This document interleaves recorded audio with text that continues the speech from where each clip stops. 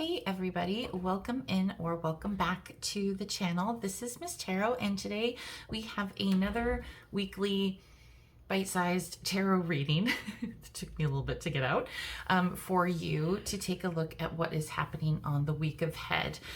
In the interest of time, since these are supposed to be kind of bite-sized, I have pre-shuffled, pulled an oracle card from the Wisdom of the Oracle deck as your main theme for this week, and then randomly pulled out some tarot cards to get a little bit more clarification as to what is going on.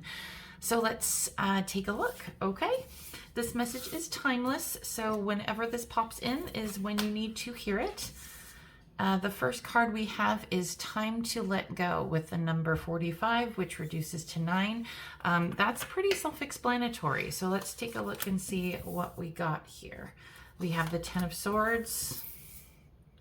We have the 9 of Wands. We have the Queen of Wands. We have the 6 of Cups. We have the Strength card. And we have the Queen of Cups. Actually, this makes more sense to me.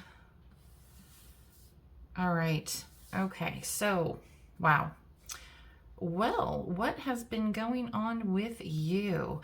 The first impressions that I see here is for most of you that there has been something that has been coming to a completion. And I do get the sense that this is a relationship either within yourself or obviously with somebody that you are walking away from, that you are trying to let go of. It could be old patterns and habits that kind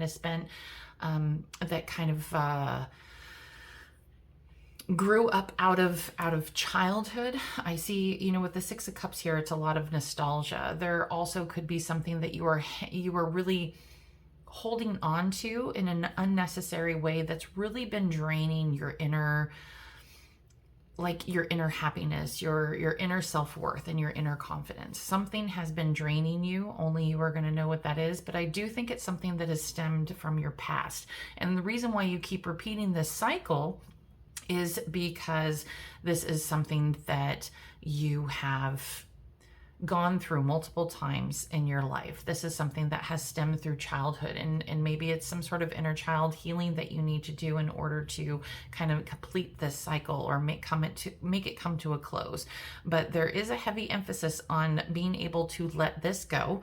And with the 10 of Swords here, it finally does look like there is something that you are finally ending. There is this cycle that's finally coming into completion. I do get the sense that you are not going to repeat this. So if you have been doing a lot of work on this particular issue that has been really difficult and a repeating cycle within your life, I think that you are finally moving on.